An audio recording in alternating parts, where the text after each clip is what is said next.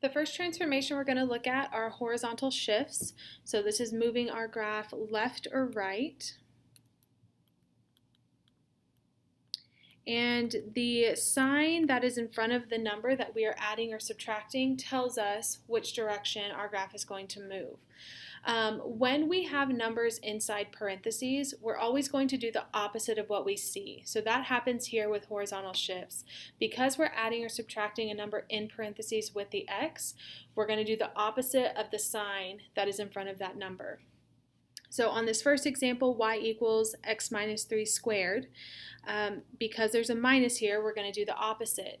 So, well, not because of the minus. There is a minus here. We're going to do the opposite of it. So a minus sign or a negative sign usually tells us that we're going to move toward the negative direction, toward the negative numbers, but we're going to do the opposite. So we're actually going to move to the right 3 units.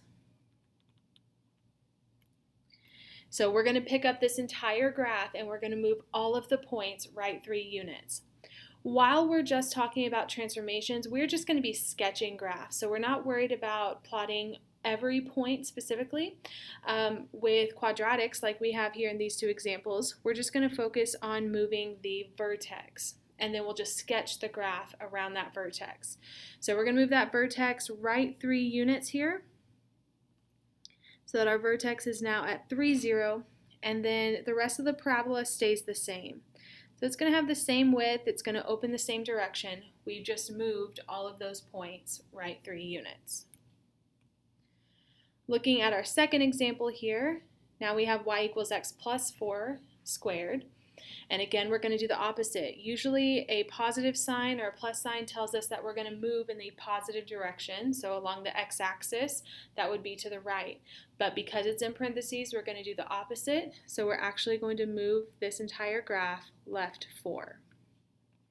And again, we're just going to focus on moving the vertex.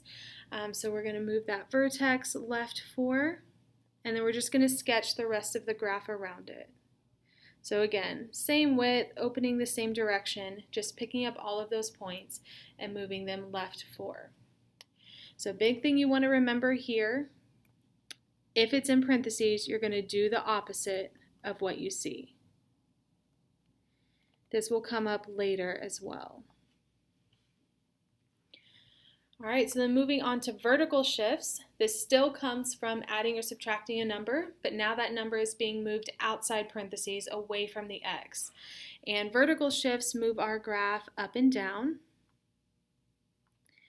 And when that number is outside of parentheses away from the x, we do exactly what we see. So if we see a positive number, we're going to go in the positive direction. If we see a negative number, we're going to go in the negative direction.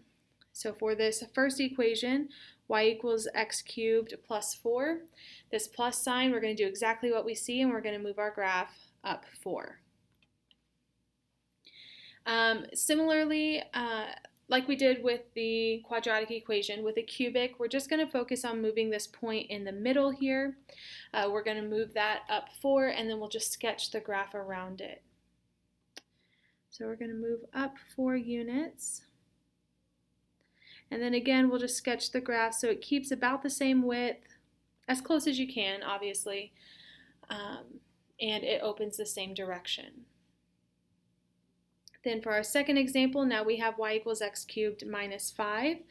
Again, we're going to do exactly what we see, so that minus sign tells us we're going to move in the negative direction. So for the y-axis, that means we're moving down the y-axis. So we're going to move our entire graph down 5.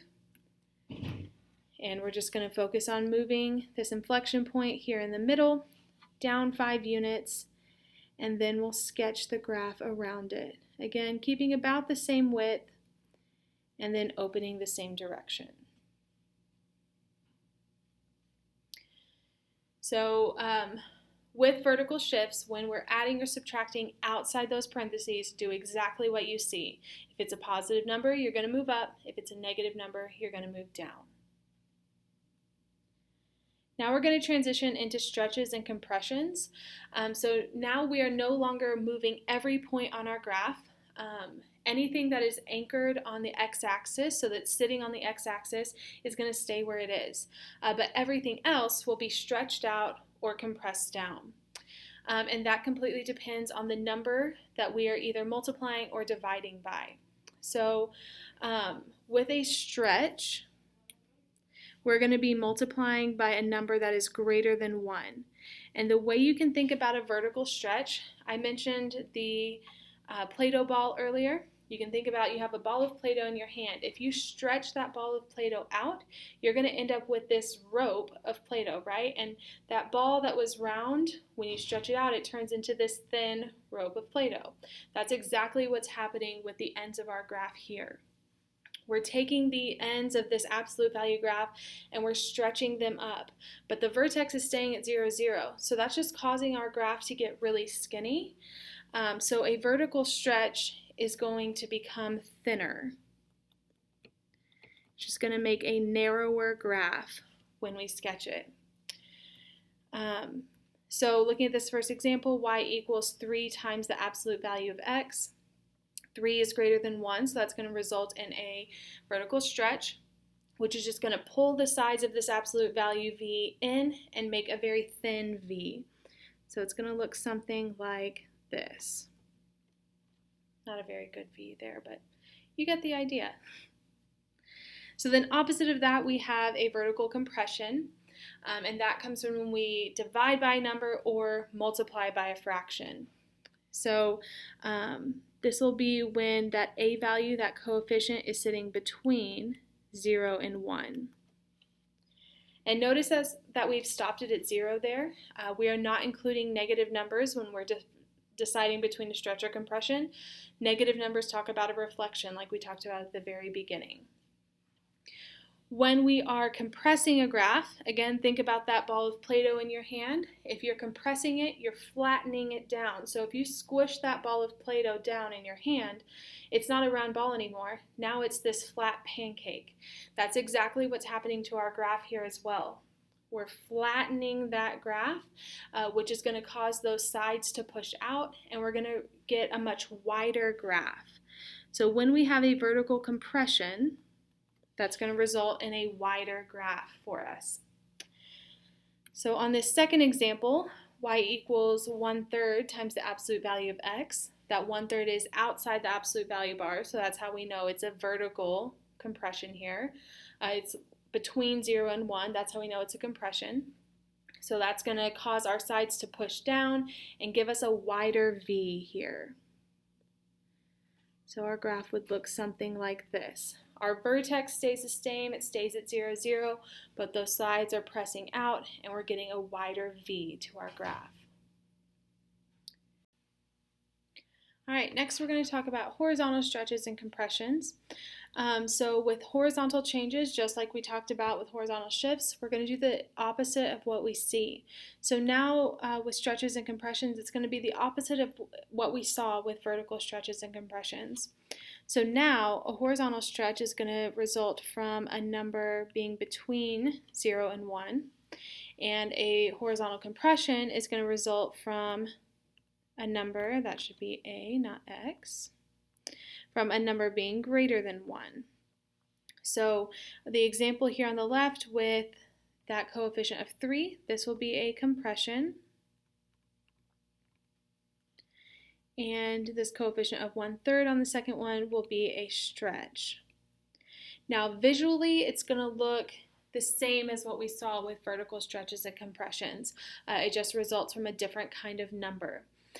So a compression, we're still going to be pushing those sides together, and in this case, because we're pushing them in left and right, you can still think about that ball of Play-Doh. If you squish the sides in on the left and right, now it becomes a flat pancake, but it's up and down instead of left and right. So it becomes a taller graph usually. And then if we stretch those sides out left and right, so now we're still creating a rope from that ball of Play-Doh, but now we're stretching it out left and right, so it's going to result in a flatter graph. Okay, which might look like a wider graph depending on the function that you're looking at. So first example here with a cube root of 3x, we did say that's a compression now because that number greater than 1 has moved inside that cube root. So the cube root is acting like our set of parentheses now. This is going to result in a taller graph for us because if we think about if we were to push the sides of this graph in, it would scrunch the graph those curves that we already have and just make them taller. So it would make something like this instead because we're just squishing the graph we already have into a smaller amount of space. So then opposite of that with a horizontal stretch, now resulting from a number between 0 and 1, we're going to be pulling the sides of that graph out. So if you just take those little arrows on the end of this cube root graph and you stretch them out left and right, it's just going to cause that graph to become much flatter. So it's just going to be a much shallower curve to our cube root graph there. There's still very slightly a curve, but it's a pretty shallow curve here. So again, make sure when you're multiplying or dividing by something inside parentheses or inside the cube root in this case, do the opposite. We don't spend a lot of time on horizontal stretches and compressions in Algebra 2. This is pretty much all we do with it. When you get to pre-cal, you'll spend more time here, so you'll really get into why these things are changing the way they are. But for right now, just know what kind of number results in a horizontal stretch, so something between 0 and 1, or a horizontal compression, which would be a number greater than 1. So then moving on to our final type of transformations here, we have reflections. So we can have a vertical reflection or a horizontal reflection, and both of them result from multiplying by a negative number. Just depending on where that negative sits determines what kind of reflection it is. So if that negative is outside parentheses, or in this case outside the square root, this is going to be a vertical reflection. We know it's going to be vertical because it's outside, away from the x. And if we're changing something vertically, that means we're changing it up and down. So if we're reflecting something up and down, that means we're going to be reflecting it over the x-axis, changing those y values from being positive y values above the x-axis, flipping it over to making them negative y values below the x-axis. So if we were to sketch this graph here, we're going to take this curve that's sitting in the first quadrant and we're just going to flip all of those points over the x-axis, so it flips that entire curve over to be in the fourth quadrant. So this would be a vertical reflection. If we move that negative sign inside the square root or inside the parentheses, now this turns into a horizontal reflection. So now we're going to be reflecting our values horizontally, which means we're going to be reflecting them left and right. So if we're changing those x values from being positive x values to negative x values, this is going to come from reflecting it over the y-axis.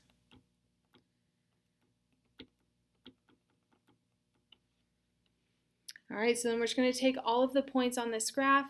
They're sitting in the first quadrant. We're going to flip them over that y-axis. So now that they are all pointing into the second quadrant here. This negative sign, this is why we did not include it with our stretches and compressions, because a negative tells us about a reflection. It doesn't tell us how wide or thin that graph is going to be. It tells us which direction it faces. So when we have maybe a negative coefficient in front of our equation, something like a -2, that tells us two pieces of information. It tells us we have a reflection and that we're going to have a stretch. So make sure you're not including those as just one piece. We do look at them separately.